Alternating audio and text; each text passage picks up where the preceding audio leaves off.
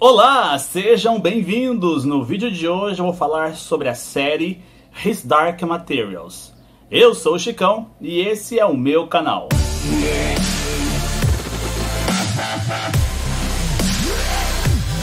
Que bom tê-los de volta em mais um vídeo. Para mim é uma honra estar aqui com vocês novamente para falar de uma coisa que eu adoro, que é série de televisão. E não é qualquer série, é uma série baseada numa trilogia de livros que particularmente eu sou muito fã, que é a trilogia As Fronteiras do Universo, escrita pelo inglês Philip Pullman. A série saiu no finalzinho de 2019 pela HBO, ganhou uma primeira temporada, já tem a segunda temporada garantida, e é sobre essa série que a gente vai falar no vídeo de hoje. Mas não vamos apressar, né? Antes de falarmos sobre a série, você já está inscrito no nosso canal? Se ainda não está inscrito, se inscreva aqui, já assina as notificações, já curte esse vídeo, já comenta, já compartilhe. Vamos fazer o nosso canal crescer. E se você já é o nosso inscrito, já é um dos nossos espectadores regulares aqui do canal, fique com a gente até o final do vídeo, porque eu vou estar falando dessa série maravilhosa. Fronteiras do Universo é uma trilogia de livros escrita pelo genial Philip Pullman. Para quem não conhece, o Philip Pullman, ele adora escrever esse tipo de livros para literatura infanto-juvenil, já ganhou diversos prêmios. Inclusive, ele é o autor dos 4 livros que narram as aventuras da Sally Lockhart. Se você ainda não conhece essa série de livros, procure, vá conhecê-la. E depois o Philip Pullman se aventurou nas histórias de Líria Belacqua no seu Fronteiras do Universo, composto por 3 livros: A Bússola de Ouro, A Faca Sutil e A Luneta Âmbar. Esses são os tais materiais sombrios, os instrumentos sombrios aí do título original da série, produzida pela HBO e que chegou no canal no final de 2019.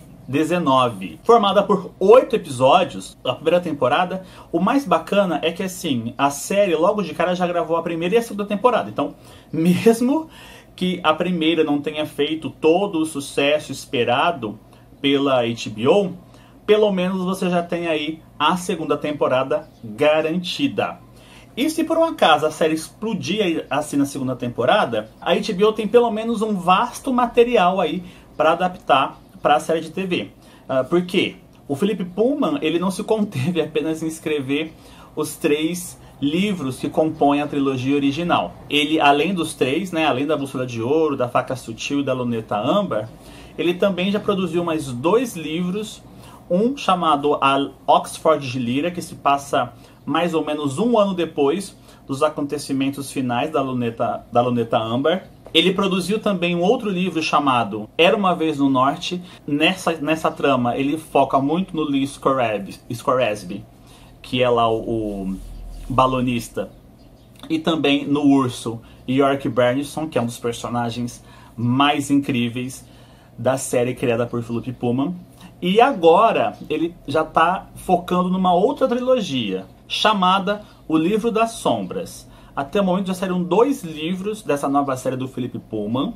O primeiro deles, La Belle Sauvage, ele conta mais ou menos como... é um prelúdio, né? Um prequel que mostra a Líria Belacqua ainda bebê. Então são os acontecimentos dela assim que ela chega em Oxford, bem bebezinha. O segundo livro mostra a história da Lyra 10 anos depois dos acontecimentos da Luneta Âmbar. Foi lançado em outubro do ano passado. O terceiro livro ainda não chegou, não foi lançado, e não temos ideia ainda de como será a trama, do que vai abordar essa nova trilogia aí do Philip Pullman, que revisita as personagens já consagradas pelo Fronteiras do Universo. Então, se a série de TV pegar, a gente vai ter aí muito material. A HBO pode produzir pelo menos mais umas, além da segunda que já está filmada, mais umas 2 ou 3 temporadas aí. Mas o ideal seria que pelo menos a terceira temporada chegasse. Por quê? Porque assim, a primeira temporada de Fronteiras do Universo, ela é bastante focada no primeiro livro. Traz um ou outro elemento do segundo livro, mas é basicamente toda a trama do primeiro. E eu fiquei muito satisfeito com a adaptação feita pela HBO, porque em nada ela lembra aquele filme pavoroso que foi feito lá em 2007, se não me engano, Tudo bem, o filme chegou a ganhar o Oscar de melhor efeitos especiais. Você tinha o Daniel Craig, a Nicole Kidman. Tinha até o Ian McKellen dublando o urso, Yorick Bernstein. Mas o filme não aconteceu. Grande parte foi pela culpa do roteiro. Porque o roteiro do filme se distancia muito do livro. É muito diferente o que você vê no livro e o que você vê no filme. Agora a série não. A série teve um cuidado específico assim de adaptar, assim, adaptou muito fielmente todos os acontecimentos importantes do primeiro livro e ainda de quebra já nos dá um antegosto do segundo livro, mesclando ali para o espectador não ficar tão perdido. Bom, mas antes de falar sobre as adaptações que surgiram, vamos falar um pouquinho sobre a trama. Quando a trama surge, a gente tem que pensar o seguinte, né? O mercado editorial e o mercado cinematográfico está sempre procurando uma nova franquia que faça tanto sucesso quanto as franquias de Harry Potter, de Senhor dos Anéis, né? Eu me lembro que quando lançou o filme, surgiu um monte de tentativas de criar uma nova franquia que caísse no gosto das pessoas. Como a série do Fronteiras do Universo, pelo menos na Inglaterra, faz muito sucesso, assim, ela não foi o boom que foi o Harry Potter, mas ela é uma série que faz bastante sucesso. Ela é bastante competente no sentido de angariar pessoas para lerem os livros. O cinema tentou emplacar, não conseguiu, né? E agora a HBO, que estava carente de uma grande série, porque perdeu Game of Thrones, né, que é uma série de fantasia, e ela resolveu investir pesado na série His Dark Materials. E você percebe muito bem isso pela produção, que é impecável. Os efeitos visuais, assim, me deixou de queixo caído. A gente está falando de um universo em que a alma das pessoas, ela não fica dentro delas. Elas ficam fora. E ao ficar fora, elas assumem a forma de um animal. E esse animal, ele se comunica com o seu dono. Então, eles são inseparáveis, tirando algumas exceções. Não podem ficar longe, muito longe um do outro. Eu digo tirando raras exceções porque você tem as feiticeiras que aparecem na trama que elas conseguem projetar as suas almas bem distante. Ah, tá. E as almas também são chamadas de Daimon. E nesse universo existe uma religião que comanda tudo o que é produzido. Tudo. Não só o que é produzido, mas também o que é ensinado. Ela é uma religião bastante extremista que tenta controlar todos os aspectos. Então só é verdade aquilo que o magistério, que é o nome dessa religião lá, coloca como verdade. Qualquer pessoa que vai contra o que o magistério diz, automaticamente é classificado como herege. Na época, houve muitas críticas dizendo que o Philip Pullman estava atacando a Igreja Católica. Mas se você parar para pensar, qualquer religião extremista de hoje é exatamente igual ao magistério. Não só a igreja, qualquer corrente política que a gente está tendo atualmente, você pode entender como que seja o magistério. E o magistério, ele quer controlar tudo. Acontece que uma das personagens, Asriel, ele descobre que existe algo chamado pó que faz com que as crianças percam a sua inocência e passem a ser adultas. Então, quando criança, elas não têm esse pó. A partir do momento que elas vão crescendo, esse pó vai se instaurando nelas. Não há uma explicação clara do que seja o pó. Alguns defendem que o pó seja a verdade. A partir do momento que você vai conhecendo as coisas, buscando o conhecimento, e aí os seus olhos se abrem para as verdades, aí surge o pó. Alguns falam que o pó é o pecado, que enquanto criança você não tem, mas a partir do momento que você começa a pecar, você tem o pó. Enfim, então o pó seria mais ou menos como na Bíblia, a árvore do conhecimento do que é bom e do que é mal. E é justamente por isso que o magistério quer evitar que as pessoas tenham esse pó.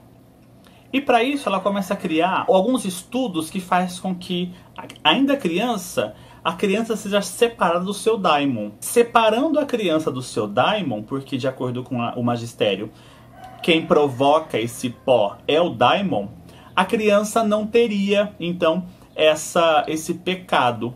ela não buscaria esse conhecimento que abriria os olhos dela, ela ficaria uma pessoa sem sentimentos, quase robótica. E é nesse cenário que surge a Lyra Bellaco, a nossa protagonista. De acordo com uma antiga profecia, a Lyra seria responsável por uma grande guerra que traria paz e equilíbrio ao mundo. Mas para que ela cumprisse essa profecia, ela não deve saber que ela é parte dessa profecia. Todo o envolvimento dela tem que ser natural. Além disso, a série trabalha também com mundos paralelos. De acordo com a trama, existem vários mundos paralelos e todos esses mundos eles precisam estar em perfeito equilíbrio e harmonia para que as coisas fluam melhor.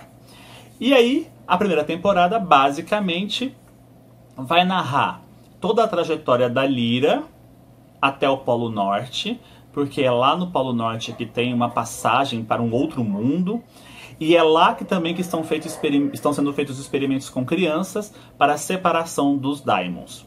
Enfim, é uma série muito bem produzida. Como eu falei para vocês, todos os elementos do primeiro livro estão ali.